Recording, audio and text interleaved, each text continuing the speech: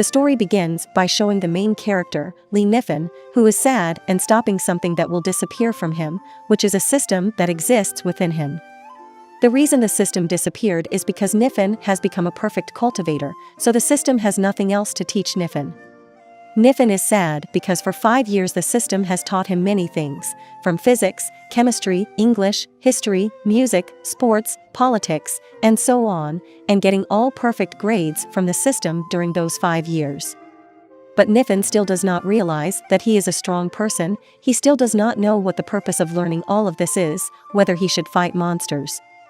Nianfan is transferred to a world where people can fly, monsters can laugh, monsters can swallow him in just one bite. It is a cultivator's world that makes him really scared. Nianfan tries to find the immortals and hopes to learn from them directly, but the immortals he has met say that he is considered to have no spiritual roots, which means he will remain immortal for the rest of his life. Nianfan is afraid of death that can come at any time, because he is just a mortal who chooses to live in a hidden mountain far from the city, and he is afraid that he will be dragged into the battle of the immortals. He is given a piece of land where he currently resides by the system when he masters the subject of architecture, and is also given a robot that works similar to an AI or artificial intelligence of a robot in the world when he masters the subject of chemistry, and a purebred dog that he saved from the streets. Although sad, he is still happy. He feels that it is not a problem. It is not too bad for him to remain an ordinary person and live in peace for the rest of his life. At least clean air and beautiful scenery always greet him every day compared to the previous world. Switching to a woman who seems to be a princess of a kingdom accompanied by her servant, the princess is feeling annoyed because her father or emperor or king has been cruel to her. She is engaged to someone disgusting. The servant asks the princess to walk more slowly because the servant cannot keep up with the walking speed of the princess. The servant is afraid because she hears the sound of a monster nearby, while the princess still insists and tells the servant not to be afraid. Her chi is almost thickening and she will be able to break through to the next level anytime. The monster is not a problem for her. While debating while walking, the princess stops because there is an entrance to a house in front of her. Of course, the princess does not know that someone lives in the forest. She thinks there should be no one who lives in the forest, but the architecture of the house is not inferior to the palace. The princess thinks an expert lives there. Without thinking long, the princess immediately invites her servant to visit, but the princess asks her servant to call her Miss and not Princess. With just a few knocks on the door, finally the owner of the house, Nianfan, opens it and asks the princess to come in and asks about the purpose of her visit. The princess introduced herself as Luo Shu and just happened to pass by when she found out there was a house in the forest. She asked for permission to enter and visit. Nianfan showed a calm and innocent face, but his heart was beating fast because the woman in front of him emitted a subtle chi and seemed to be a cultivator. Nianfan thought that the heavenly system had sent him a lover. Here, Nianfan thought that his system had died. Luo Shu asked for permission once again to enter and rest because she had been walking for quite some time. Without waiting long, Nianfan immediately allowed Luo Shu to enter. He was also curious how long Luo Shu would stay at his place. Luo Shu replied that she was just resting for a while and would not stay overnight. Hearing that answer, Nianfan was surprised because he had made a mistake. Nianfan offered food and drinks, but he didn't know what kind of food to prepare because he had never had guests before. Nianfan shouted for Xiaobei and asked him to cut the watermelon and serve it to their guest. Luo Shu politely declined because she did not eat watermelon. Watermelon was only for mortals, and there was no use for her to eat it. Luo Shu saw Nianfan's yard and felt that it was not an ordinary yard. It seemed to have a supernatural power that soothed her soul.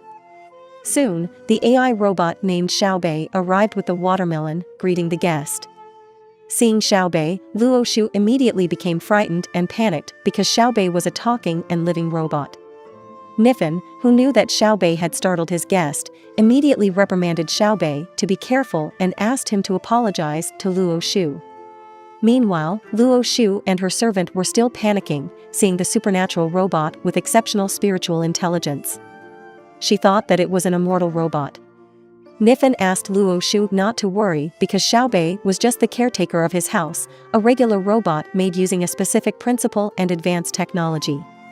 It was not something extraordinary, just a few small tricks, and there was nothing special about Xiaobei. Xiaobei apologized for his startling behavior towards Luo Shu and her servant. Nianfan said that it was a bit complicated to explain, but Xiaobei was just an AI, created using certain principles and advanced technology. It was not something extraordinary, just a few small tricks. Luo Shu replied that she understood, but her expression showed that she could not believe it. Xiaobei was undoubtedly a supernatural robot, but Nianfan considered it just a simple trick. This was the first misunderstanding that occurred because, with Nianfan's modern knowledge from his previous world, he considered Xiaobei a small trick, but for Luo Shu, who had never seen it before, it was something extraordinary, equivalent to a treasure trove of the world. Hearing Luo Shu say that she understood only made Nianfan more confused. According to Nianfan, a cultivator was indeed extraordinary to be able to understand the abstract concept of Xiaobei in an instant. Nianfan then invited Luo Shu to sit and eat the watermelon, which he had grown in his yard. Nianfan recounted how he couldn't even eat fresh watermelon without pesticides in his hometown.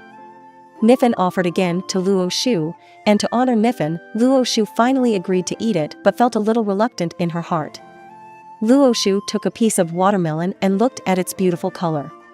When she bit into it, her world suddenly changed and was filled with very fresh water, and her reflection transformed into the figure of a god. What Luo Shu felt was spiritual qi flowing into her body. Her servant was worried about what happened to Luo Shu. When Luo Shu regained her senses, she said she had successfully built a foundation. With a spirited attitude, Luo Shu said that due to her lack of insight, she had waited for 3 years of suffering without being able to build her foundation. But today, she ate a piece of watermelon that not only contained spiritual qi but also contained insight, and she successfully built her foundation. Luo Shu immediately thanked Nianfan and called him a senior for helping her break through to have a good foundation for cultivation. Nianfan replied that he had not done anything. He had said from the beginning that he was not an immortal and was just an ordinary person. The watermelon he served was just an ordinary one, and it had nothing to do with Luo Shu's breakthrough. He also questioned whether he was old enough for Luo Shu to call him senior. Nianfan's question made Luo Shu think hard. She thought she had made Nianfan angry and that Nianfan had hidden his identity as an immortal and became an ordinary person. She almost revealed Nianfan's identity, and she felt that Nianfan was angry with her. Then Luo Shu apologized for making Nianfan offended. Nianfan asked Luo Shu not to worry about it. Suddenly, Nianfan remembered his dog named Blackie, who was loyal to him. He gave the remaining piece of watermelon to Blackie, which surprised Luo Shu. Nianfan said he had nothing else to give Blackie, so he fed him with vegetables. Luo Shu was surprised that the watermelon, which contained spiritual qi and insight and might be more valuable than spiritual fruit, was given to a dog so casually. Luo Shu misunderstood Nianfan again, saying in her heart that Nianfan might be trying to tell her about the heavenly path, that all living beings are the same, and even dogs have the right to eat that fruit. Nianfan not only helped her break through her foundation, but also did not hesitate to use valuable watermelon to teach her the law of heaven. Due to his immeasurable gratitude, Luo Shu gave Nianfan a jade without Nianfan knowing what it was. Seeing Luo Shu giving the valuable jade, her servant tried to stop her. Nianfan thought it was a gift so that Luo Shu could eat his watermelon again, so he said if Luo Shu wanted to eat his watermelon again, she could come again another time. After a while, Luo Shu and her servant bid farewell to leave. On the way, her servant asked why Luo Shu gave the precious jade. Luo Shu said that if Nianfan was a senior in cultivation and also an immortal, Nianfan pretended to be an ordinary person, and that is what is called a true expert, and it is her duty as a royal princess to befriend experts. Even though Nianfan was given a jade, she considered it as an ordinary stone. The most important thing was that Nianfan had accepted her gift of jade, which meant they were already friends. Now returning to Nianfan, who was looking at the jade stone given by Luo Shu, he asked Xiaobei and Blackie to see the stone. Although it was just an ordinary stone and not large in size, for him it was a precious item, because it was the first gift he received from a woman. Nianfan had not finished his words, but the jade stone was taken by Blackie and carried away, shifting to a forest near the residence where 3 young men were looking for someone and also the presence of a monster. Back at Nifan's residence, he was seen fishing in the pond at his residence while enjoying the day, but even until night he still had not caught a single fish. With a puzzled expression, Nifan wondered why not a single fish had taken the bait. It was very strange, didn't he sow fish seeds there? He accused Blackie of eating the fish in the pond. Of course, Blackie was surprised and broke out in a cold sweat, while Nifan still looked annoyed with a suspicious gaze, while Blackie, who was scared, tried to cover it up. But then Nifan didn't care about it. He would go out to buy other bait tomorrow. Maybe the bait he was using now was not liked by the fish. The next day Nifan was already in the city center. It turned out that Nifan was quite famous among the traders. Everyone greeted Nifan cheerfully.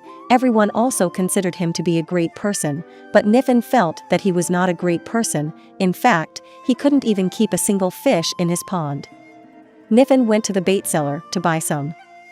Nifan told the seller some things about the fish that were missing from his pond, but the seller said, "Has Nifan checked the quality of the environmental water and also the bait, because that is one of the factors why the fish cannot survive, or maybe there is a monster in the pond that is eating the fish." Hearing the word monster made Nifan immediately frightened. The seller did not give him any fish, but Nifan was given a turtle by the seller. The seller said that the type of turtle would settle in the pond and come to the surface during the day. Nifan was asked to put it in his pond to prove that if it didn't die, then the pond was safe and there was no monster. Nifan thanked him for the advice and would buy it, but the seller gave it to him for free. When Nifan was about to leave, he saw a woman crying because her child named Nanan had been captured by a monster. Of course, it surprised Nifan, because a pretty and cute little girl had been captured by a monster. Someone who comforted the mother said not to worry because 3 cultivators were looking for Nanan in the forest. Because of his high social spirit, even though he liked to be alone, Nifan immediately joined the conversation, offering to search for Nanan. He was very familiar with the terrain in the forest, so he would help with the search. People who know Nifan well are worried because there are many monsters in the forest. They are afraid that Nifan will also be captured. Hearing the word monster makes Nifan scared, but he tries to hide it and asks them to calm down. Nifan is now on his way to find Nanan in the forest, accompanied by Blackie. Nifan tries to convince himself that he can definitely find Nanan. He is really scared and hopes that the jade given by Luo Shu can protect him. He is curious if the jade can really protect him. Suddenly, Blackie stops and barks because he has seen a sign on a tree. When Nifan feels happy that there is a cultivator looking for Nanan, Blackie suddenly runs away, leaving Nifan alone. Nifan doesn't let Blackie go just like that. He immediately chases after him in the middle of the forest. 3 young men who are looking for Nanan are facing a monster named Luo Hao by Luo Xiang and Qin Shu. They are facing a leopard monster, but the leopard's attack is really too much for them to handle. Luo Hao and Qin Shu immediately fainted from just one attack, leaving only Luo Xiang. Seeing that only Luo Xiang is left, the leopard drools because the flesh of a girl is the best. The leopard is ready to catch Luo Xiang while they 3 can't do anything but hope someone will help them. Indeed, someone is coming from afar. The leopard is worried and guesses that it might be the master of the immortal Huanjian sect. But it turns out that it's Blackie who comes. The leopard underestimates Blackie. What can a dog do? A dog cannot possibly match it. It turns out that Blackie can speak. He orders the leopard to surrender before it's too late. Of course, Luo Xiang and the others are shocked to hear that Blackie can talk. The leopard underestimates Blackie once again, who is just an ordinary monster. Without waiting long, the leopard immediately attacks using magic. The blast of the attack even makes Luo Hao activate his defense. Unfortunately, the magic attack is swallowed up by Blackie without a trace, making him feel full. This incident creates a moment of silence because they truly cannot believe what just happened. The leopard is also shocked because its strongest attack was just eaten up by Blackie. Blackie stands up and puts on a scary face, warning that his master will come soon. He doesn't want to waste time with the leopard.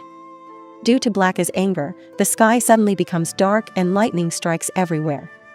Above Blackie, a claw from his aura appears, making the leopard even more scared. Blackie jumps to attack the leopard, feeling that he cannot fight Blackie. The leopard kneels and begs for mercy, saying that it's just a small monster. But Blackie doesn't stop his attack and only says that it's too late. Blackie's attack directly pierces the leopard until it's flat. the dark sky slowly disappears from there. Chen Shu, who saw it, immediately prostrates himself before Blackie and thanks him for saving them. Blackie asked them to wake up and also told them that if their master likes the life of mortals or ordinary people, they should say that the three of them killed the leopard monster and Blackie had nothing to do with it. In other words, Blackie didn't want them to mention that he defeated the leopard when their master arrived. Luo Xiang was confused with the word master, so Blackie once again asked them to treat their master in a casual and non-formal manner, not to show too much formality towards him because he doesn't like it. Lastly, they should treat Blackie like a dog in front of their master. Hearing this made Chen Shu and the others amazed. Who is the master of such a strong dog? But they understood and would do as Blackie told them. Not long after, Nianfan came and called Blackie. Hearing Nianfan's voice made the three of them happy because they were about to see someone extraordinary. They truly saw Nianfan with admiration, while Nianfan slapped Blackie until he fell down and scolded him in front of the three of them. Of course, seeing Blackie being treated like that by Nianfan made them surprised. Luo Hao really didn't understand what kind of immortal Nianfan was, treating such a strong immortal dog like a normal dog, while Luo Xiang was excessively surprised. He said even their master couldn't scratch Blackie, but Nianfan treated him like that. They kept distinguishing Nianfan from their master, but they stopped when Nianfan apologized to them. Nianfan thought that Blackie had caused them trouble, so he introduced himself as Nianfan, the owner of the dog. Hearing Nianfan's name made Luo Hao feel enlightened. No wonder Nianfan was hiding himself as a mortal.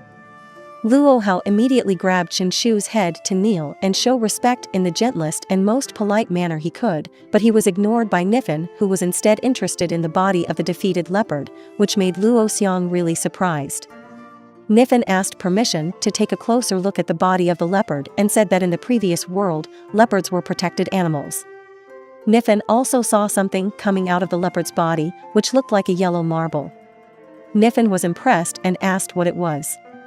Luo Hao said it was the monster's core.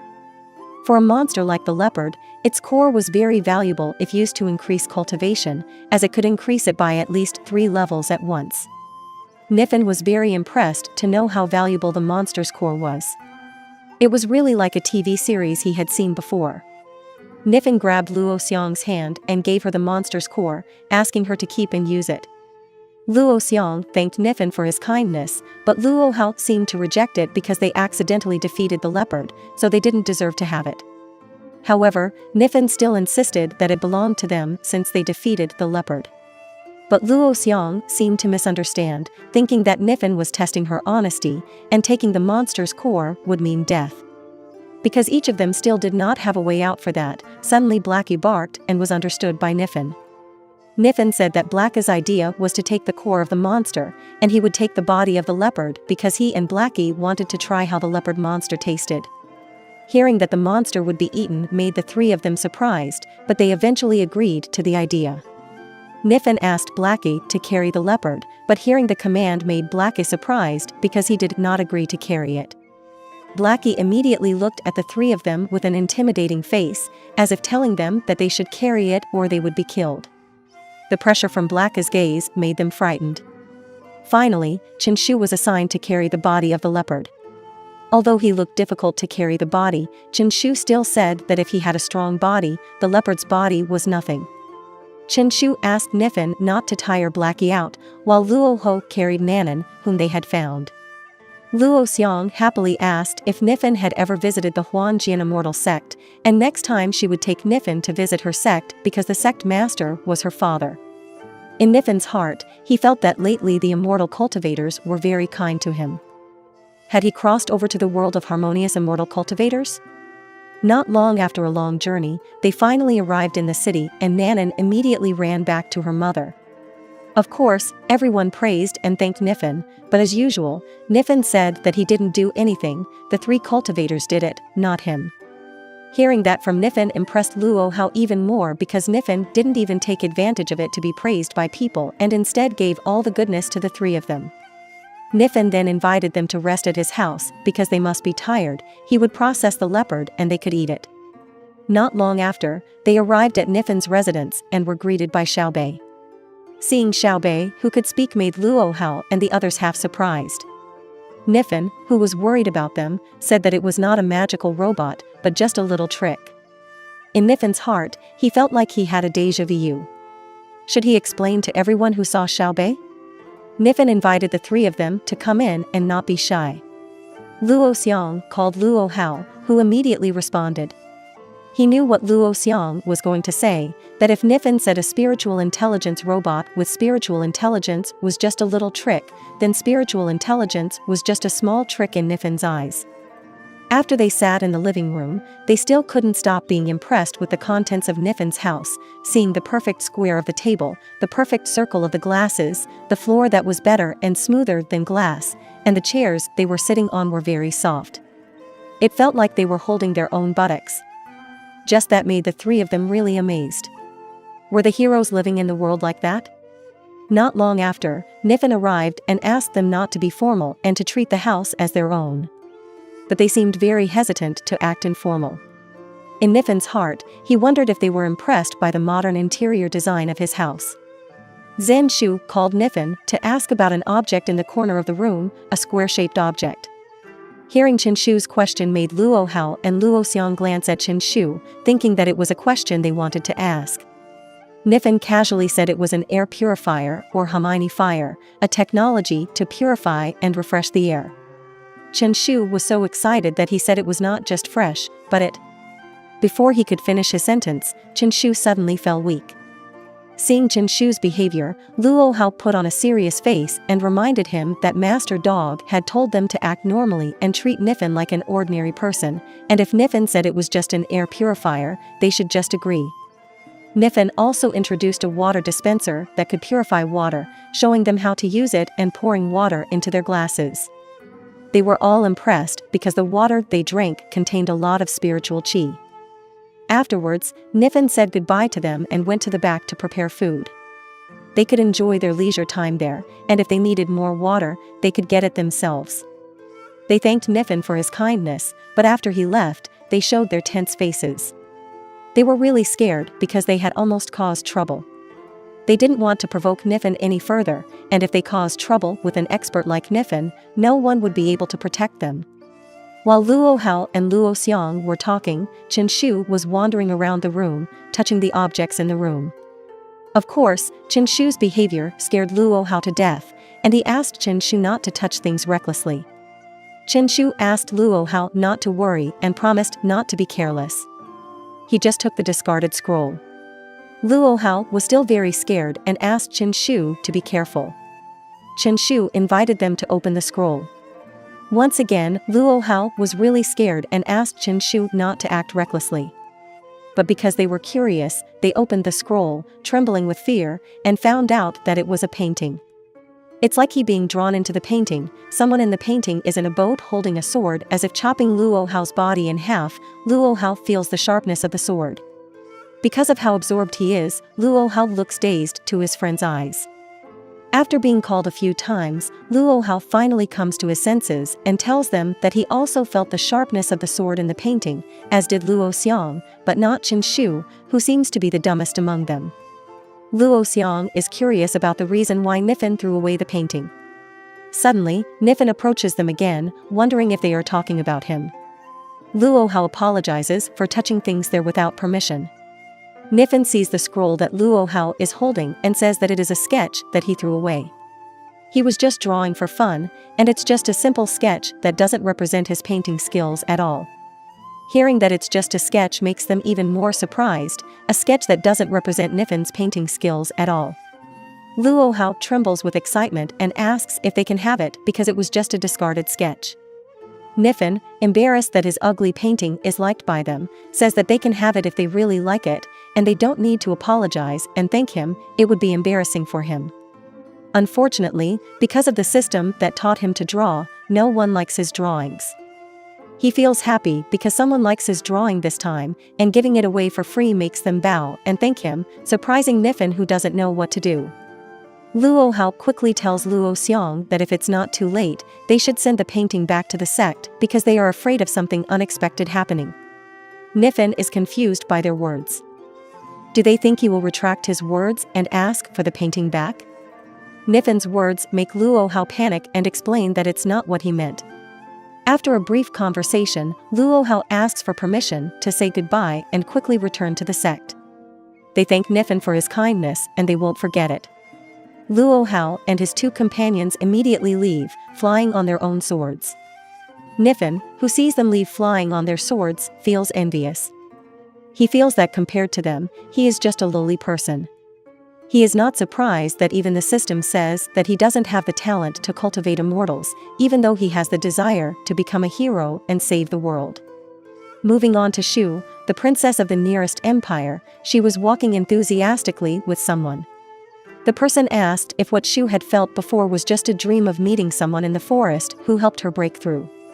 Luo Shu confidently said it was not a dream. It turned out that the person with her was her mother. Luo Shu looked stressed because since her father asked her to marry Duan Maoli, she had not been able to sleep soundly.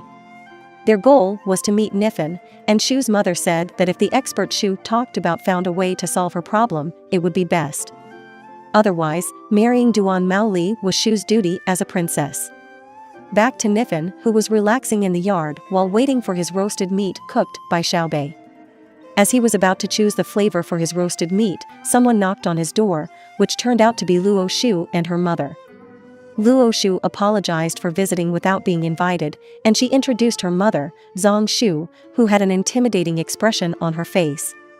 Niffin was a little scared seeing Zhang Shu's sharp and intimidating gaze, but in his heart, he was happy because she was beautiful. Niffin welcomed them in, and he had just finished making lunch. Xiaobei saw Niffin and said that his roasted meat was ready. Niffin asked Xiaobei if they had guests, and Xiaobei understood that they needed 2 additional tableware sets. Seeing Xiaobei surprised Zhang Shu, Shu told her mother that Xiaobei was just an electronic device that could only be found at Niffin's house, but her mother thought it was too much. Xiaobei then greeted Zhang Shu and welcomed her. Hearing that Xiaobei could talk made Shu even more shocked. She felt that compared to Xiaobei, the royal treasure was nothing but garbage, so Zhang Shu's attitude immediately changed.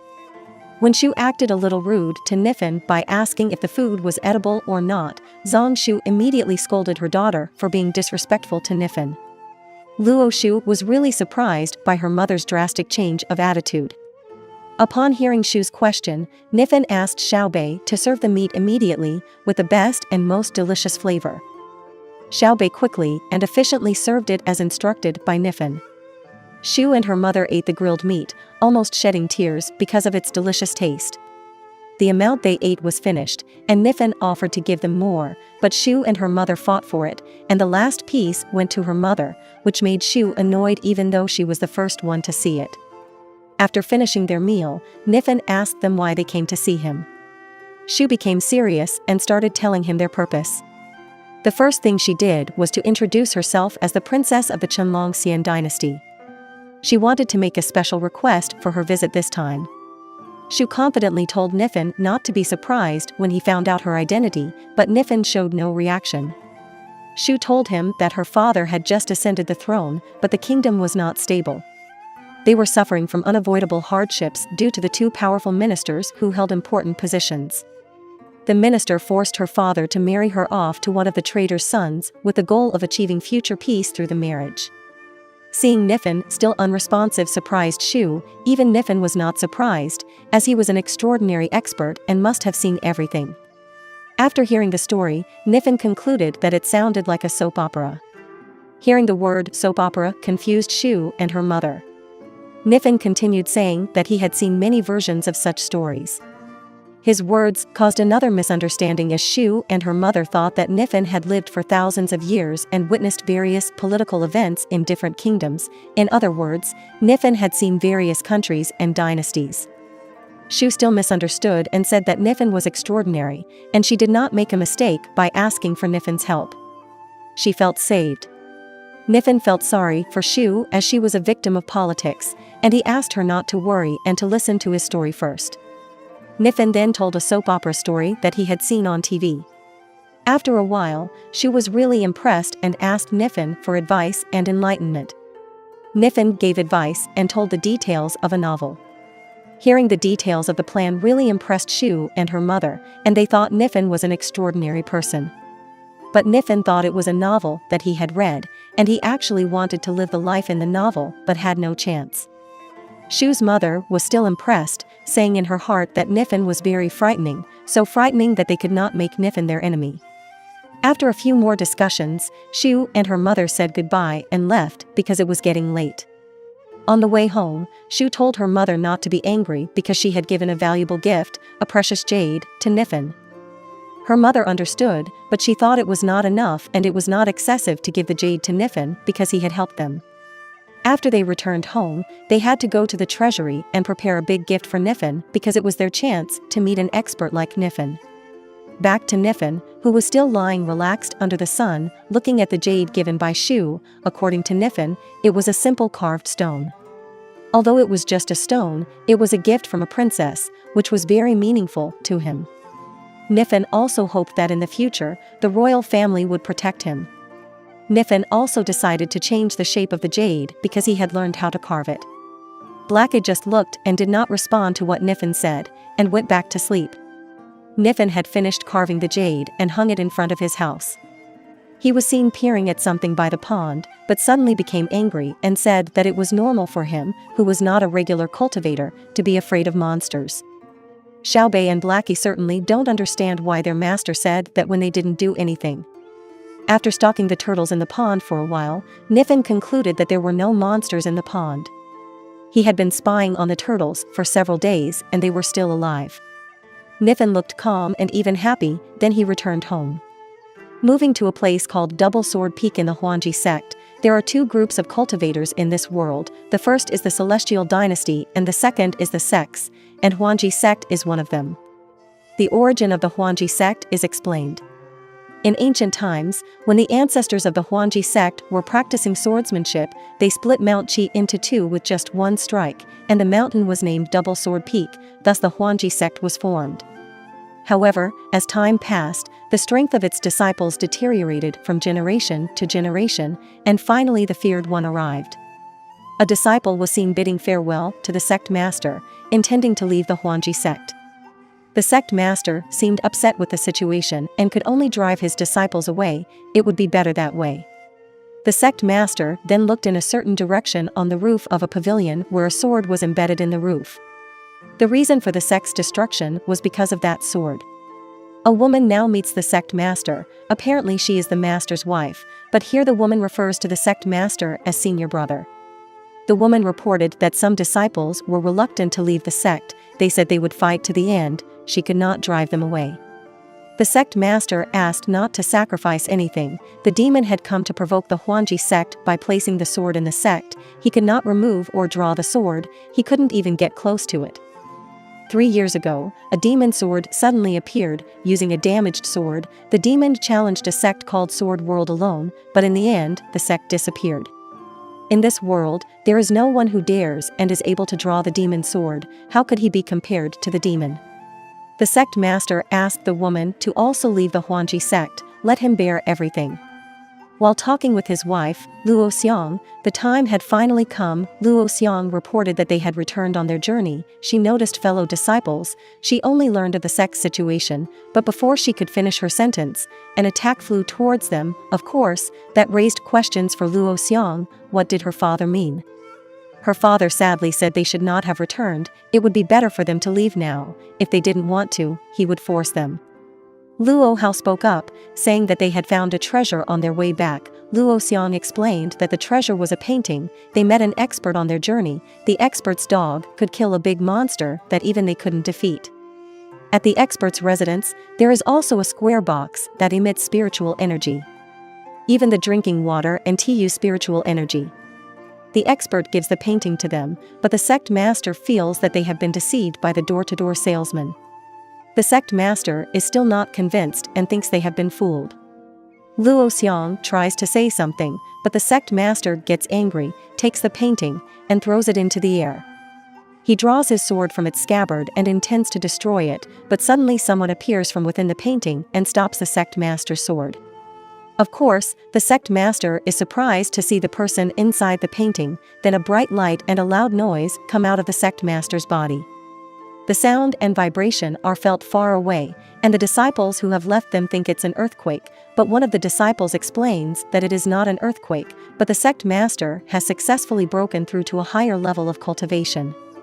The cultivation realm, which is arranged from the lowest to the highest level, is divided into several stages: practicing qi, building foundation, saving, yuan-ing, out-of-body experience, tribulation integration, divine test, and Mahayana.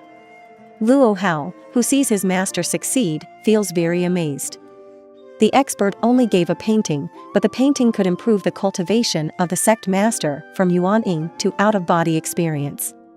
The sect master is still trying to stabilize his power and then opens his eyes to look at the devil sword above. It turns out that the owner of the devil sword has arrived, which surprises them all. Wasn't the promised battle supposed to be tomorrow? Why is the devil already there? The devil feels curious. These children are truly extraordinary. The devil calls the disciple of the Huangji sect kids, even though he himself is only 3 years old. The devil smiles happily because the sect master has prepared himself well to fight against him. Without waiting long, the devil immediately approaches the sect master to fight. Their strikes clash against each other, but the devil is still too strong for the sect master to handle. The devil's final attack causes a huge explosion, and it seems that the sect master has been defeated and lying on the ground. The devil feels bored with the sect master's power, which can only withstand his attacks for a few seconds before losing. Finally, the devil decides to leave. The sect master's wife helps her husband and says, "He almost had it." Hearing the words "almost had it" and "it's a shame" make the devil stop and come back. He throws the sect master's wife aside and grabs the sect master's collar, saying that if it's true that the sect master was close to winning, then he cannot die yet. There's still a little time left. Does the sect master not consider him when fighting against him? The devil behaves like an ally who encourages the sect master, even though he is the villain here. He shows the painting to the sect master and says that although the consciousness of the devil's sword is strong, compared to the painting, the devil's sword's consciousness is just a speck of dust. The devil tried to see the painting, but he immediately destroyed it and said that it was fake. Crying, the devil said, "How can someone in this world draw such a consciousness of a sword?" Suddenly, a very strong killing aura erupted from the devil's body. He asked to be taken to the painter. He wanted to kill him. Luo Xiang would take him to Nianfan, but she was stopped by Luo Hao. They should not bring him to the expert. They cannot let him get involved in the sect's affairs. However, Luo Xiang insisted because this was their opportunity. Luo Xiang took the devil to Nianfan's residence. He asked the others to wait there. She would take the devil herself. On the way, the devil tried to chat with Luo Xiang, but Luo Xiang immediately stopped him by saying that the devil should wait until he sees the painter. Then the devil would know if there was someone better. The devil said if he would wait, but in his heart, he was sweating and worried. After he said that, he had to think about how likely he was to win against the painter. Although the consciousness of the sword in the painting was very strong, he felt that if the painter had poured all his energy into the painting, and the painter did not have any power left, it would be easier for him. Shortly after, they arrived in front of Nianfan's residence, and not long after, the sect master and his wife followed them. The sect master said that whatever the result, the three of them must bear the consequences. The devil felt disgusted by their actions, and he decided to kill Nianfan immediately. The devil shouted for the owner to come out and kneel before him, but only the sound of the wind was heard. There was no answer from inside the house. Luo Xiang's mother did not understand why no one came out and answered. Luo Xiang replied, "Relax, maybe Nianfan is out." Hearing that made the sect master surprised until blood came out of his wound. He said they were in big trouble. Since he did not get an answer, the devil decided to destroy Nianfan's house. He flew with full force and swung his sword to destroy Nianfan's residence. But what happened was a barrier that protected Nianfan's house appeared. The devil was a little confused. It should not be like that. But suddenly, a giant phoenix appeared from behind the devil, which surprised him. The devil felt he had been tricked by the sect master and Luo Xiang. How could a phoenix bird be there? But if he felt he was a strong devil, he would not give up and run away. He had to uphold his dignity, so it was better for him to die. The devil flew higher to attack, but unfortunately, the phoenix's spit was very hot that just one spit made the devil disappear from the face of the earth. After defeating the devil, the phoenix bird went back into the jade hanging in front of Nifan's house. It was a confusing coincidence. Even the sect master was truly surprised to see the devil, who he thought was impossible to defeat, disappear just like that. Certainly, the expert is truly extraordinary. Even the expert did not look at the face of his enemy and only killed the demon using the jade. The sect master misunderstands that they feel there is always someone better than them. People who commit evil deeds will have a tragic end. The sect master's wife said it is a fact that the demon has been defeated, but what if the expert becomes angry knowing that their painting has been destroyed? The sect master is troubled by the thought. The sect master confidently said that they would bear the consequences, but Luo Xiang interrupted, blushing like someone in love, but he blushed not because of love. He said innocently that Nianfan is not at his home and has not returned. What if they flee from there? Hearing this from their daughter's mouth made the sect master and his wife half dead with surprise. They thought Luo Xiang would offer herself to marry Nianfan as a responsibility, but instead, she ran away from reality. But the sect master agreed with the idea. They should return first and visit the expert on another day after they prepare a gift. Before leaving, Luo Xiang wanted to take the demon sword, but was stopped by the sect master. The sect master said that the demon sword is an illusionary sword. Although it can increase the power of its user, the price to be paid is the destruction of the mind and transformation into a monster that no one knows how to kill. Since the demon has been killed by the expert, the sword will also be taken by the expert. After all the discussions, they finally returned to the Huangji sect, and the sword was still stuck in Nianfan's house. Not long after, Nianfan returned carrying firewood. He saw the demon sword left in his yard and was quite surprised. He shouted around looking for the owner of the sword, if someone dropped their sword there, but there was no response to his call. He wondered if the sword was no longer wanted. Nianfan took the sword and felt that the sword was. Nianfan stopped talking and put on a serious face, but then he swung the sword and cut a tree branch, saying that the sword was very sharp, and he would use it to split firewood. Blackie was heard barking anxiously. Nianfan misunderstood that Blackie asked him not to take other people's belongings. Nianfan asked Blackie not to worry, he would return the sword when the owner looked for it. The sword that Nianfan held emitted evil energy around it, but Nianfan could not see the aura and only felt a little warm in his body. Nianfan felt that it was extraordinary, a sword that could make his body warm, while Blackie could no longer bark and resigned himself to his owner becoming an idiot. A demon inhabiting the sword appeared from the sword, but Nianfan could not see it. The demon laughed and whispered to Nianfan, asking if Nianfan wanted revenge, if Nianfan wanted power, if Nianfan wanted to become famous. He would give all of that to Nianfan, but Nianfan looked bewildered, looking around as if hearing mosquitoes buzzing. Knowing that not even Nianfan was influenced by his words made the demon confused, his offer had no effect on Nianfan. The demon sword was even more shocked and lost all of his dignity. He was only thrown into a corner with the firewood and Nianfan quickly left the place. He thought of Xiaobei's prophecy that he would be lucky and it had come true. He felt very happy. The demon sword called out to Nianfan to see if he was still there, but no one was in the room. The demon was once again mentally affected and considered trash. Suddenly, a demon came out of the sword. He was very confident because he was a powerful demon, and he couldn't back down because of such a small thing like Nianfan. He would make Nianfan pay for treating him like trash. He saw the door that Nianfan had just used with Blackie and quickly flew through the room to find Nianfan. But suddenly there was an attack that destroyed his body, yet there was no one in the room. How could there be an attack like that? After waiting for a while, the demon reappeared and looked around. With cold sweat, he searched for what had hit him and would destroy him. He saw a brush and realized it wasn't an ordinary brush, it was a brush to draw the final line. The demon panicked even more. How could such a high-level magical object be in that house? But the demon concluded that it was just a coincidence. He just needed to find another way to avoid the brush. The demon walked slowly and crouched over a shelf to avoid the brush. He could indeed pass by the brush, but the cabinet he was stepping on was a magical object that immediately destroyed his body. After a while, the demon appeared again with a grimace. He convinced himself that he was a professional demon sword and a high-level treasure, and that he couldn't possibly have trouble just passing through a room. Now, the demon tried to crawl slowly past the cabinet and the brush, feeling sad that he was made like that by the cabinet and the refrigerator.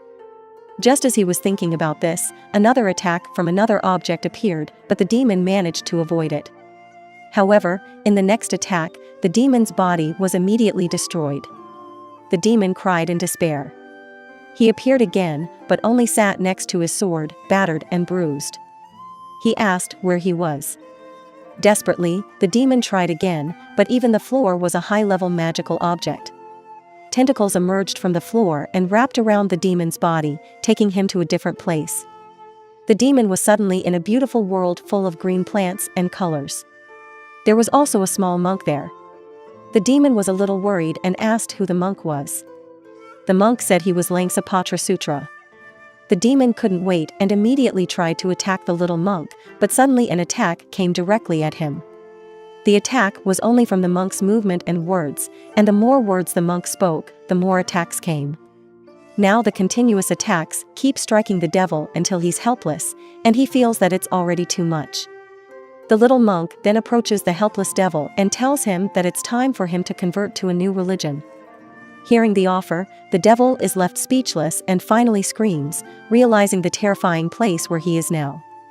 Moving on to Nianfan, who is taking care of his garden with joy, suddenly he sees that the turtle he received from the fish seller has grown very large in just 2 weeks. Nianfan is impressed, but he also suspects that something is not right. Isn't the growth too fast? But Nianfan throws away his negative thoughts and concludes that maybe the fish seller gave him a rare species. Nianfan leaves to thank the fish seller for the gift of the turtle. In the pond, he sees the turtle swimming, but at the bottom of the pond, he sees the tail of an unknown creature. Nianfan is now at the market and meets the fish seller. He wants to buy some fish for eating and also to thank him for the gift of the very large turtle, which has grown as big as him in just 2 weeks. The fish seller doesn't believe him and thinks Nianfan is exaggerating. After dealing with the fish seller and getting his fish, suddenly the sky becomes dark and birds fly in the sky, and the streets are crowded with people, making it difficult to move. Nianfan looks distressed because he can't even move. He wonders what is happening and then sees a banknote floating in the air, making him realize the reason for the crowd. There's a funeral in the city, and many women are wearing makeup and white clothes. Money is also scattered, and there is a coffin that is not completely closed. People who attend the ceremony whisper that if it's true that Miss Chung died. Everyone is still talking about the funeral, and Nianfan tries to get a closer look to see if it's really a funeral for Miss Chung. Nianfan asks for the cause of Miss Chung's death. Wasn't everything fine a few days ago? Someone explains to Nianfan that it happened a while ago when Miss Chung's delivery process didn't go well and no one could save her. The person continues that if someone dies with a baby in her womb, she will become an evil ghost. Nianfan understands. Shortly after the explanation, the body of Miss Chung is taken out of the coffin to be buried. She's a beautiful woman dressed in all white and has a swollen belly due to her pregnancy. Nianfan also feels sad about Miss Chung's death, but when he mourns, Blackie barks loudly beside him, making him panic and ask Blackie to be quiet. How could Blackie laugh on a sad day like this? Blackie didn't stop barking and seemed to be telling something to Nianfan, and it turned out that Nianfan was surprised as he understood what Blackie was conveying. When a worker was about to close Miss Chung's coffin, Nianfan tried to stop him, saying firmly that Miss Chung was not yet dead. The worker did not believe him, and Nianfan pointed to Blackie as the source of his knowledge. This made the worker angry, and he warned Nianfan not to joke around and to take the burial seriously. However, Nianfan was no longer there, as he had approached Miss Chung's coffin to check if she was still alive. Nianfan had put on gloves he found somewhere, and he checked Miss Chung, who had experienced a phenomenon called apparent death. In the medical field, it can be difficult to detect a pulse in cases of apparent death, but the most important conclusion was that Miss Chung was not dead. Nianfan looked serious and confirmed that he would try his best to save Miss Chung. The seriousness of Nianfan's words made Miss Chung's husband understand, and he allowed Nianfan to try. Those who saw Nianfan's actions thought he was reckless and rude, and they predicted that he would face problems. Suddenly, there were many surgical tools next to Niffin, and he was even wearing a doctor's mask and outfit. This made people wonder where the items came from. Finally, Niffin reached into his pocket and pulled out a large operating lamp from his doryman pocket. People were even more surprised to see such a large object fit inside Niffin's pocket. Niffin placed the lamp in the right corner to illuminate the operation process. He was grateful for having learned something before leaving the system. He was grateful that the system had taught him modern medical science for 5 years. Miss Cheng's husband and others praised Niffin for being extraordinary. Miss Cheng's husband said that there was a chance that Niffin could save his wife. Niffin began to perform the operation. He took one of his surgical knives and immediately cut open Miss Cheng's abdomen, causing blood to spurt in all directions, shocking everyone. They couldn't speak, while Miss Cheng's husband was even more shocked, asking about his decision to trust Niffin. With an unapologetic face, Niffin asked one of them to become an assistant and help him. A frightened woman seemed reluctant to do it. Niffin still confidently said that he would perform a cesarean section, took out the baby. The woman immediately looked pale and didn't understand Niffin's words. Niffin took out the baby from Miss Cheng's womb with the umbilical cord still attached and asked the other woman to cut it immediately. Holding a large pair of scissors, the woman trembled with fear, stuttering that she didn't know how to do it. But Niffin asked her to do it as usual. After seeing the baby's condition, the woman was amazed. Could the baby really be saved? She then praised Niffin, who was truly amazing, because the baby could still be saved.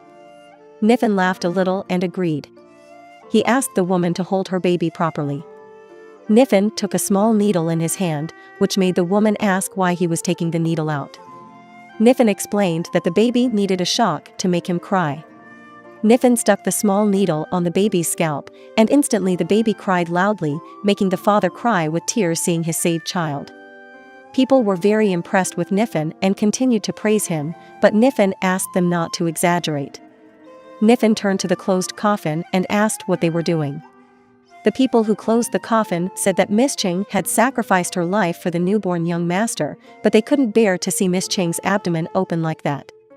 Of course, this made Niffin angry, and he yelled at them, "You guys are really stupid. Didn't he already say that Miss Cheng was not dead yet?" Time passed, and Niffin successfully closed Miss Cheng's operation wound. Miss Cheng now breathed normally but was still unconscious. Niffin was really angry with those who arbitrarily closed the coffin. Their superstitions almost killed Miss Cheng. People once again gathered around Niffin and praised him, while someone from the immortal Lingyun pavilion watched what Niffin did, a woman named Ling Chengyun. Chengyun, slightly intrigued, said that it was very interesting. She didn't expect Niffin to be able to save someone who was already dead.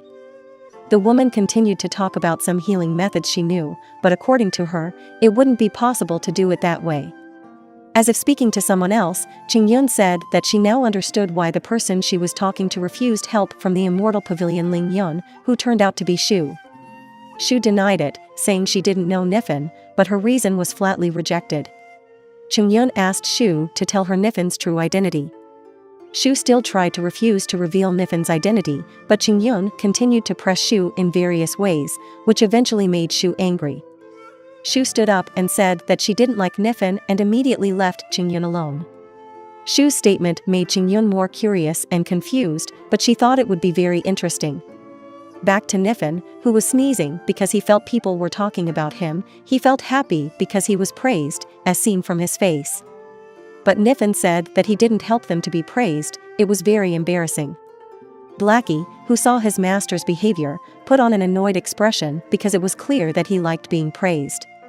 On the way, Niffin was stopped by a call from someone who was Aunt Zhang, Nanan's mother. Aunt Zhang immediately knelt down and asked for Niffin's help to save Nanan. Seeing Aunt Zhang's attitude, Niffin was confused. Aunt Zhang explained that after Nanan returned from being saved by Niffin, Nanan came back, but her soul didn't, and she didn't react at all. So Aunt Zhang asked Niffin to save her daughter. Niffin checked Nanan's condition and found that it was severe post-traumatic stress. Niffin immediately apologized to Aunt Zhang because he couldn't save her daughter. Aunt Zhang asked why Niffin couldn't save her daughter with tears in her eyes. Niffin said it was because he didn't study clinical psychology. Hearing Nifan's words that Aunt Zhang didn't understand, she was perplexed. Nifan apologized again but promised to meet Aunt Zhang when he found the solution. Aunt Zhang understood and apologized for bothering Nifan. Seeing Aunt Zhang and Nanan leaving, Nifan felt guilty for not being able to help them. He felt that in the end, he was just an ordinary human who was useless because he couldn't save everyone. He was annoyed because he wasn't a cultivator like the sect master and the others. As he walked back, Nifan tried to find a solution and would ask the sect master later. It turned out that someone was following Nifan. Continuously, even until he arrived at his residence, Nifan was still being followed by that person, who was Qingyun, along with Shu from earlier. Qingyun guessed that the Qianlong dynasty was very good at hiding something. She didn't expect them to hide Nifan deep in the forest.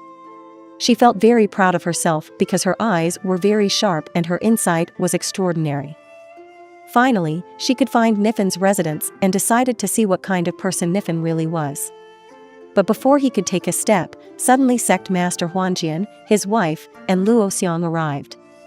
Of course, Qingyun was surprised by Sect Master Huanjian's arrival and immediately greeted him and the others.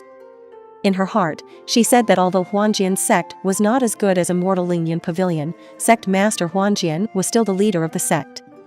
Qingyun was full of questions about why Sect Master was there and was Huanjian's sect not currently facing the demon sword? Sect Master scolded Qingyun for being absent-minded and asked about Mr. Yun's news. Mr. Yun was Qingyun's father, and once again Qingyun was surprised by Sect Master Huanjian's change in Conj Thr call for his father. He used to call him Senior, and now the Sect Master called him Mr. Yun. As if understanding what Qingyun was thinking, Sect Master Huanjian put on a happy yet arrogant face, saying that thanks to the help of a certain expert, he was finally able to break through to the out-of-body experience stage. Qingyun was truly shocked and disbelieving, and her surprise made Sect Master Huanjian even happier and more boastful. He also said that the demon sword had been defeated by the expert, which was why Huanjian's sect was blessed to be able to meet the expert. The expert in question was Nifan. Qingyun became even more curious. She also remembered what had happened and what Nifan had done, from helping Shu, defeating the demon sword, helping Sect Master break through, and even resurrecting the dead. Did Nifan really do all of that? Qingyun's perspective changed in an instant, looking towards the entrance of Nifan's residence as if sensing a very ominous aura, as if she was about to be swallowed up and enter an unknown world. Qingyun asked fearfully if there was someone in this world who could do such extraordinary things. Qingyun continued to think hard about the possibilities, but it only made her more stressed. Sect Master and the others had already gone to Nifan's residence, and Luo Xiang did not understand what Qingyun was doing, yelling strangely like that. Sect Master asked Luo Xiang to let Qingyun be, because she was just as crazy as her master. Sect Master asked them to leave immediately, as he did not know what had happened to the demon sword they had left at Nifan's residence a few days ago. Luo Xiang knocked on Nifan's door once, but Nifan immediately opened it as if he had been waiting for their arrival. With a smile, Nifan welcomed Luo Xiang, and Luo Xiang introduced Sect Master and his wife as her parents. Qingyun suddenly broke into the conversation, and Nifan was surprised to ask who Qingyun was. Qingyun introduced herself as Qingyun, a good friend of Luo Xiang.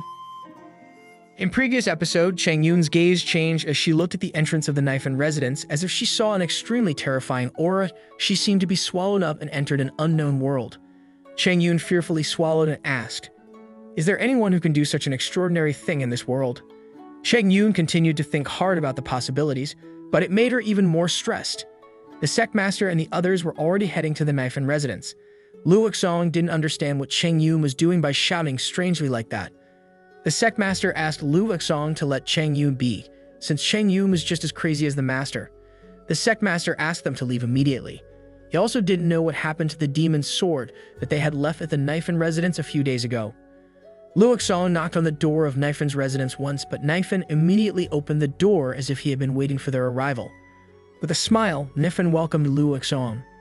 Luo Xiang also introduced the sect master and his wife as his parents. Cheng Yun also barged her way into conversation. Nianfan was understandably surprised to ask who Cheng Yun was. Gently, Cheng Yun introduced herself as Cheng Yun, a good friend of Luo Xiang. Lu's family were surprised as they hearing that words. How could Cheng Yun follow them and just walk in? Nianfan welcomed them into his yard. The only one who was impressed and surprised was Cheng Yun, thinking that Shou Bai was a magical item. There was spiritual water and also a sofa squeezing her bum. Seeing Cheng Yun's energetic behavior made Nianfan praise Cheng Yun, who was lively and also humorous. Nianfan offered porridge he just made as well. Maybe they wanted to have some too. Cheng Yun still had an impressed face and was excited because he had discovered that there was spiritual energy in the air in Nianfan's residence. While Cheng Yun was in the midst of her excitement, Lu Xong grabbed Cheng Yun's arm and pulled her slightly away, asking Cheng Yun not to overreact. It was normal to see what was in the expert's house. With an intimidating expression, Lu Xong asked Cheng Yun not to talk anything about cultivation in front of the expert or it would become very dangerous. Getting intimidated by Lu Xong made Cheng Yun immediately shrink. Not for long, Nianfan, who was carrying a bowl of porridge, came out of the room. Nianfan was surprised that Cheng Yun became quiet suddenly. Cheng Yun said that she was so tired and she wanted to rest, but in fact, Lu Xong stared at her fiercely. Cheng Yun silently cursed herself as she was too reckless. She was too shocked and acted in a rude manner. She couldn't make Nianfan angry. She had to make a good relationship with Nianfan. Nianfan then offered the porridge he had made. The sect master apologized for bothering Nianfan, but she wouldn't eat the porridge. The same goes for Cheng Yun, she won't eat it. Nianfan understood and felt that they were being too modest, while Lu Xong had already scooped up the porridge in her bowl. She showed the porridge to the sect master, whether it was true that the sect master didn't want to eat it. The sect master was surprised by the porridge in Lu Xong's bowl that shone brightly. He understood that the porridge contained chai. He had made a wrong calculation. He turned his head and saying aloud if he wanted to eat the porridge. Unfortunately, the rest of the porridge had been fed to Blackie. Nianfan asked once again what the sect master asking as he didn't hear clearly it, but the sect master didn't answer him and just turned into rock. Lu Xong gulped down the porridge that was in her bowl for a moment. Just by eating that porridge alone, Lu Xong had successfully broken through the intermediate stage basic cultivation. Lu Xong's successful breakthrough was truly a blessing for her parents, while Cheng Yun was in complete shock. Lu Xong managed to just break through. Cheng Yun was happy to have discovered an interesting fact about Nianfan. Otherwise, according to Lu Xong's breakthrough speed, the status of Lingyun Immortal Pavilion would have been threatened by the Wanjiang sect. Nibbling his thumb, Cheng Yun tried to convince herself that she had to win over the expert. She couldn't let the Wanjiang sect get its own benefits. The sect master then told Nianfan that Lu Xong had brought him a painting that Nianfan had given him last time. He had greatly benefited from the painting, and today too Nianfan gave him the precious porridge. To express their gratitude, he had brought a small gift. With a sense of pride himself, the sect master asked Nianfan not to be hesitant. The sect master showed the contents of the gift box he had given, which was the protective crystal ball of the Wanjiang sect. Naturally, it surprised Cheng Yun that the Wanjiang sect even gave such a valuable item. But the MC has different thought. He considered the crystal ball was not more than a shining stone. Knowing that Nianfan only considered the protective jade as a shining stone, Cheng Yun had no more words. But later, she laughed because Nianfan only thought it was an ordinary item. She was happy that Nianfan underestimated the gift from the sect master. Nianfan accepted the gift and thanked him. He liked it because it could be used as a lamp at night. Lu Xong didn't care about that. It was all up to Nianfan what you use it for. Lu Xong looked at Cheng Yun and asked if she came empty-handed. Hearing that question made Cheng Yun really upset. She tried to cover her embarrassment and said that she would bring gifts for sure. Lingyun Pavilion had a huge amount of treasures, so there was no need to be hesitant. Seeing Cheng Yun's uncontrolled reaction, Nianfan tried to break the ice. He asked Cheng Yun to relax and think of it as her own home. The fact that Cheng Yun was willing to come to his house already made him happy. Hearing Nianfan's defense made Cheng Yun blush. In her heart, she said that even though she was embarrassed, Nianfan still helped her. Indeed, Nianfan is a kind-hearted expert. Nianfan also wanted to ask for help from them. There was a little girl who was scared and became mentally ill. He asked if they have a solution. Lu Xong seemed to know the girl. Is it Nanan? As usual, Cheng Yun's habit of interrupting appeared again. She insisted on answering him.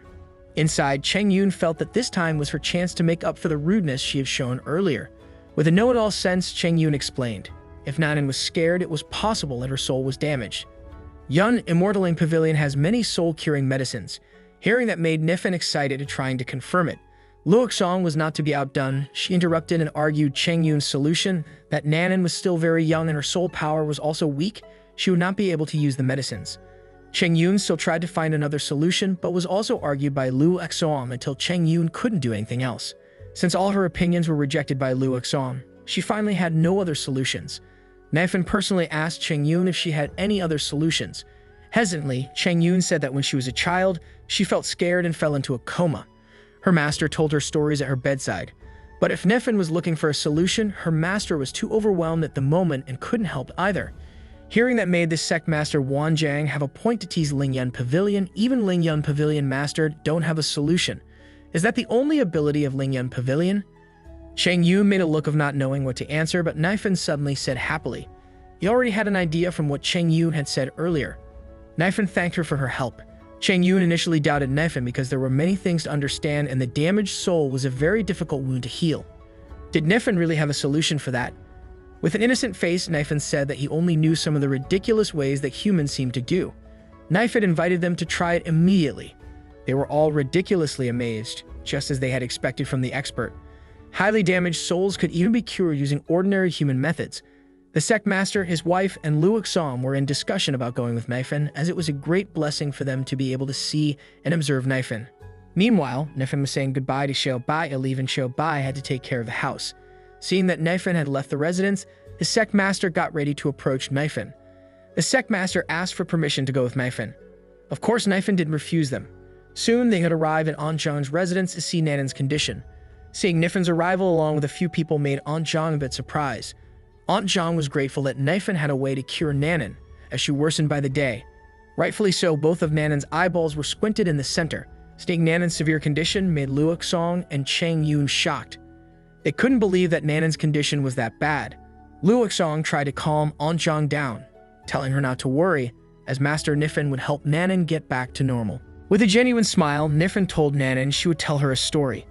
He prayed that after Nanan heard the story, Nanan's eyes will be back to normal and would no longer be afraid of monsters. Nianfan immediately mentioned the title of the story, which was Journey to the West or Sun Gokong. Hearing the story made Blackie realize something, which was the story of a book in their house. Nianfan told a few parts at the beginning of the opening of the story. Blackie was a little doubtful whether Nianfan could tell it from the beginning. If so, then he could sleep first. But Blackie was surprised and dropped off to sleep because he saw the enthusiastic immortal humans who were already crying with happiness just hearing the opening of the story. Nianfan continued to talk about Sun Gokong for a while. The immortals, whether genuine immortals or not, thought that Nianfan's words were the well-known words of the great truth. It was the universal law of progression.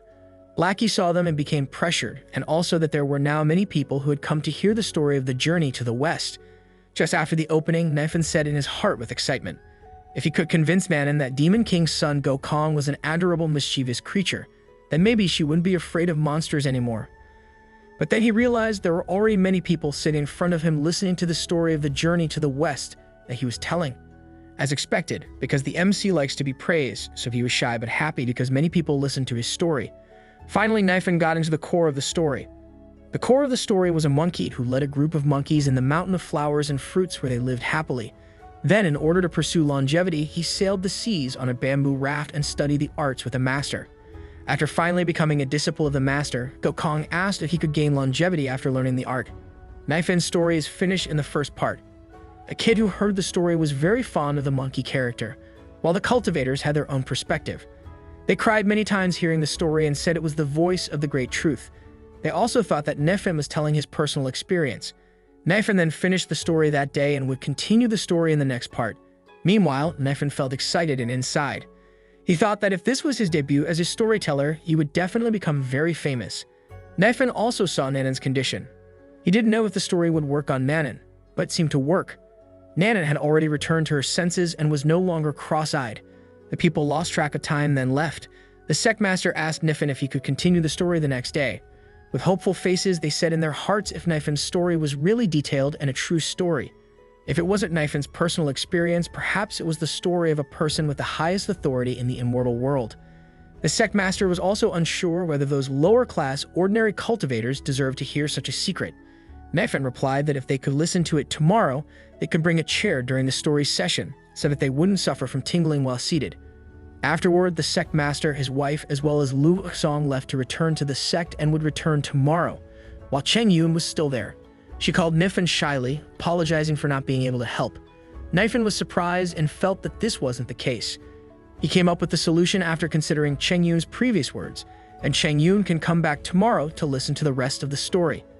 Even if she wants, Cheng Yun can personally come to his house often. In fact, in his heart, Nianfan invited Cheng Yun to come to his residence just to build a network, because he heard that Lingyang Pavilion was the strongest. It would be an advantage for him, but Cheng Yun interpreted it differently. She burst into tears because the expert Nianfan cared about her so much. With a passionate expression, Cheng Yun said that she was ready. She, as Nianfan's mistress, would definitely come back to listen to the rest of the story. After everyone left, Nianfan also said goodbye to Anjiang to go back. On the way, Nianfan was stopped by someone who asked for Nianfan's time for a moment, someone who looked like a scholar. The young man introduced himself as Meng Liang. Meng Liang praised Nianfan's story, which was like a thunderous roar in the distance. Because the MC likes to be praised, so Nianfan made a very happy but pretentious face. However, Meng Liang was curious about something. He wanted Nianfan as a master to enlighten him. He wondered if it was a way to live long. Nianfan was confused by the question, but Meng Liang was even more enthusiastic to hear Nianfan's answer. Meng Liang said that he had been looking for a way to live a long life for a long time. He searched all the books but found nothing, until he heard Nianfan's story. Nianfan must know how to have a long life. Meng Liang's questions and words hit his ears so hard that Nianfan was in cold sweat, confused about how to answer them. Nianfan felt that even he was not an immortal and was just an ordinary human. Nianfan asked another question about whether Meng Liang had ever felt crazy from reading a book. Instead of taking it personally, Meng Liang was honored. He was always immersed in books. Even though he read a lot of books, he still didn't know anything. Nianfan was stunned and said to herself that Meng Liang was a fool. Nianfan sighed. If from time immemorial, no one had seen a long life that died quietly. Within 10 years, spring passed and fall came. Ages can show birth, old age, illness, and even death. For thousands of years, the passing of dynasties can be regretted. If the immortals try to use a momentary glance to look at millions of years ago, it would be like taking the shadow of the moon in a well. Nianfan tapped Meng Liang's shoulder and said that it was better for Meng Liang to focus on the present and act on his own. As he walked away, Nianfan said that was all he could say. For a moment, silence engulfed Meng Liang as he watched Nianfan walk away from him, and then Meng Liang burst into tears just remembering Nianfan's words for him to focus on the present. Meng Liang felt that they were words of great wisdom. Meanwhile, Nianfan was completely terrified and drenched in cold sweat as he quickly ran to avoid Meng Liang. Nianfan felt that if he couldn't and wouldn't offend an idealist, he should get out of there. Moving on Wanjiang's sect's Sword Mountain, a young man was climbing Mount Wanjin along with his master. He asked when will they arrive at Wanjiang's sect. That young guy is curious. The Wanjiang sect was challenged by a sword demon. It should have been extinct. Why should they rush there? Zhao was the master's name. Master Zhao said that he and sect master Wanjiang are sword cultivator. They both had been fighting discreetly for over a century. Now sect master Wanjiang has been horribly killed at the hands of a sword demon. Other than him, who else would bury his body? Suddenly, Master Zhao stopped when he turned to look ahead. It was the sect master Wanjiang along with his wife and also Lu Xong who were in the middle of talking about the story from Nianfan. Seeing the sect master or Master Bai made Master Zhao surprised. Shouting that there was a fake corpse upon seeing Master Zhao's arrival, the Wanjin sect master or Master Bai asked the reason for his visit. Still shocked to death, Master Zhao shouted how Master Bai was still not dead, even though he planned to take Master Bai's corpse, but Master Bai was still alive and well. Master Bai should have died sooner so he could pick up the corpse. Master Bai heard Master Zhao's good intention to take his corpse and thanked him, but not if he was told to die. Master Zhao calmed down and wondered if Master Bai had escaped when the sword demon came. Master Bai was a little cocky while showing his cultivation level. He said he wouldn't run away. Master Zhao should have a look first. Master Zhao was surprised that Master Bai had already achieved the stage of out-of-body experience. As usual, Master Bai's personality showed out seeing Master Zhao's shock, making Master Bai show its cockiness even more with a ridiculous expression. Master Bai said perhaps the Wanjiang sect was blessed by God. The sword demon didn't flinch before him, and Master Zhao shouldn't envy him too much because everyone had their own destiny. Nobody's envious though. Master Zhao sighed and paid his respects to Master Bai as a senior, since Master Bai was now at a higher cultivation level than him. Looking at Master Zhao, who wasn't even ashamed of himself, Master Bai finally told him what had happened and how he was able to have an out-of-body experience.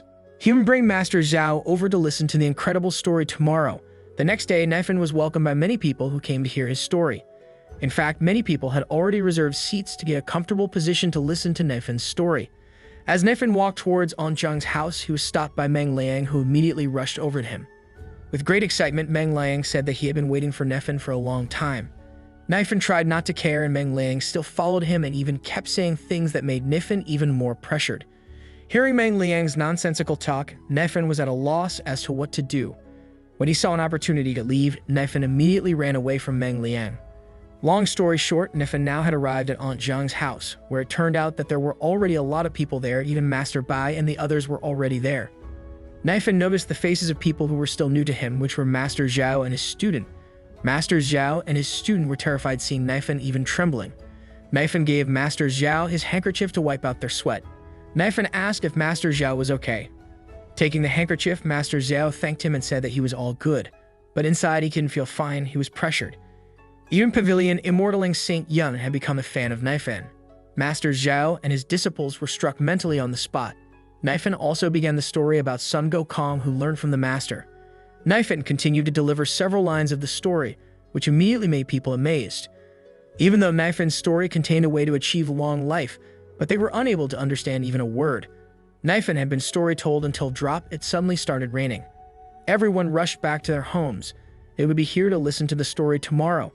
Master Bai and Master Zhao were still mesmerized by Nianfan's majestic words, while Nianfan was annoyed that he didn't even have an umbrella with him.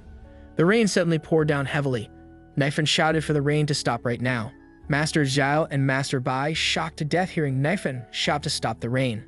Although the context was that Nianfan was joking, but the two men immediately took it seriously because they thought Nianfan was an expert of experts.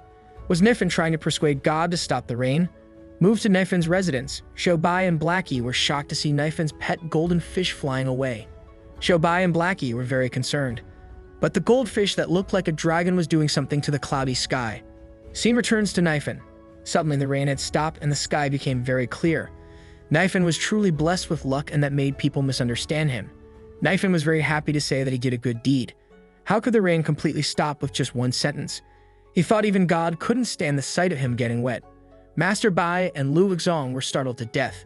Did Nianfan say that he wasn't an immortal? Looking at the scene right now, even a pig wouldn't believe that Nianfan wasn't an immortal. Afterward, Meng Liang approached Nianfan again. He came very close to Nianfan. Meng Liang said that he had already written down all the stories Nianfan had told. If Nianfan didn't mind, he would publish the book.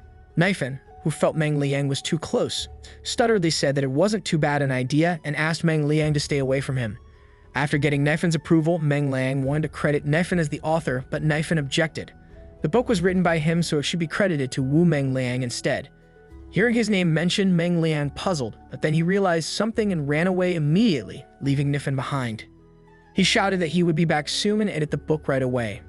Master Bai and the others became more and more impressed with Nianfan's attitude of not accepting favors from people and not necessarily doing so as expected of the expert. Nianfan then bid farewell to them all. He had spent 2 days trying to help Manon, so he didn't have time to greet them properly. Nianfan asked that next time they could come personally to his house and be his guests, then they could go hunting and eat together. The medium hunting game is hunting as usual, hunting wild animals using arrows or whatever.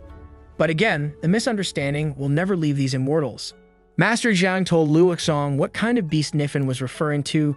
Could Lu Xong explain what he meant? With a serious face as well, Lu Xong said if she was the first person to know Nianfan, of course she understood what he meant. Master Bai said the thing that happened before. The leopard monster that injured Nanan severely and was hunted by Nianfan. It must be due to the fact that Nianfan's anger still hadn't calmed down. Nianfan still held a deep grudge against monsters. Lu Xong continued, it could seem like Master Nianfan wanted them to come with a few monsters. It also told them that the wisdom of the great truth story must not be neglected, they must do something. Hearing all that, Cheng Yun interrupted if it was easy enough. He would find some big demons and send them to Nianfan. Lu Xong was already hiked up. He said if he knew the place of the tiger demon king with Yuan Yi's rank, should they start from him? Cheng Yun was even more enthusiastic and would do it right away. Master Bai was a little pessimistic because what they would target was the Demon King, but Cheng Yun was determined because in order to satisfy Nianfan, even just the Demon King was not a difficult thing. He would send the hunted animal nicely to Nianfan. Whether it was a demon monster or a tiger demon king, it would start with that. Moving hundreds of miles away, Tiger Mountai, a tiger was sitting on his throne. Above his head is the word death, which made his people ask what is above their king's head. Back to Nianfan, who was hanging his clothes to dry and heard somebody knock the door of his residence. He opened it right away, which turned out to be Master Bai and Master Zhao bringing 3 monsters, a giant tiger, a 3-tailed lion, and a 2-headed wolf. Master Bai paid his respects and offered if it was a small gift to show his respect for Nianfan. Master Zhao also said he didn't hunt much, but everything he got was just fresh from the jungle. Holding the tail of a tiger and filled with anxiety, internally Nianfan said if that had happened in his former world, he would have had to spend his entire life in prison for hunting protected animals. But all of a sudden, Nianfan's expression turned excited because crossing the realm and coming to the immortal world was indeed the best. Nianfan dragged the 3 monsters inside and asked them to wait. He was going to prepare some cooking ingredients. Nianfan cheerfully thought of what he should do. Since those cultivators brought him a lot of gifts, he should at least entertain them. After thinking for a while, Nianfan finally came up with an idea. He was going to make shabu hot pot. All the preparations were quickly completed. Nianfan thanked Xiao Bai for being quick with the preparations. Nianfan looked over to invite the guests to eat it right away, but Nianfan was stunned by the people's expressions. The 4 people were really like they had seen the light of heaven, giving Nianfan expressions of great admiration. With just the uneven shape of the meat, the perfectly square cake, even Master Bai was surprised to see the pot used to boil the soup. The pot was in the shape of yin and yang. It was an image of Tai Chi. Master Bai and Master Zhou both proudly said to themselves that they had learned something. Nianfan, who saw the 2 of them, mumbled to himself, even though it was just a stewing pot. The cultivators are indeed interesting. Nianfan quickly told them to eat and showed them how to eat it. Nianfan demonstrated, followed by Lu Wuxong and Cheng Yun. As the food filled their mouths, the sensation of a volcanic explosion erupted in their mouths and they felt like they were undressed and reborn. Master Bai, who felt that he was old and could not eat meat, picked vegetables as his food. When he put it in his mouth, Master Bai instantly tasted the flavor of the taoist in the vegetables. Nianfan saw that they liked the vegetables, saying that he grew the vegetables himself. Master Bai asked Master Zhou to eat them right away with a fierce glare. Master Bai said that vegetables were good for health, but that wasn't the point. The vegetables contained a lot of spiritual chai, so Master Zhao should take the opportunity to eat as much as possible. Master Zhao understood. He truly felt blessed to have the opportunity to eat vegetables at Nianfan's residence. He assumed Nianfan was a superhuman. He didn't know Nianfan was just an ordinary guy. Nianfan and the others continued talking and eating the dishes on their table. Moving to a forest near the mountains, 2 very pretty white foxes were seen walking together. The little fox warned the big fox how dangerous it was to transform. A transformation had to go through a catastrophe and several thunderstorms.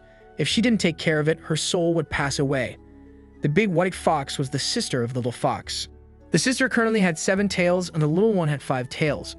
The little fox kept telling her sister not to transform because her sister's cultivation years would vanish and start all over again. With sadness, the little one said how after her sister transformed, she was found by some ugly old guy.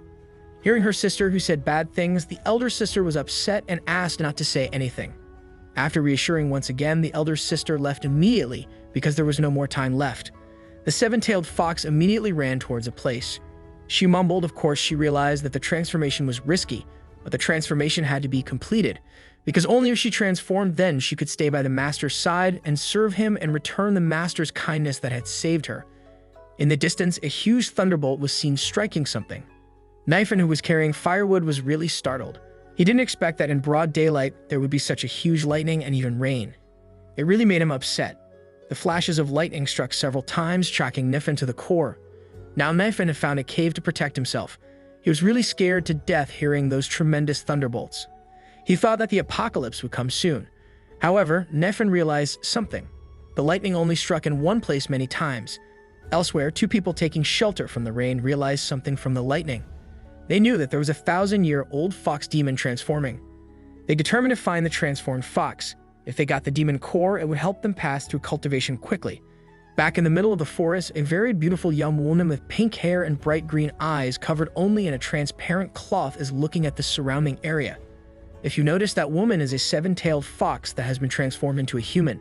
Nianfan popped out of the bushes, who was nagging because his firewood was wet. He suddenly saw a very beautiful woman naked in front of him. Nianfan covered his face but not his eyes.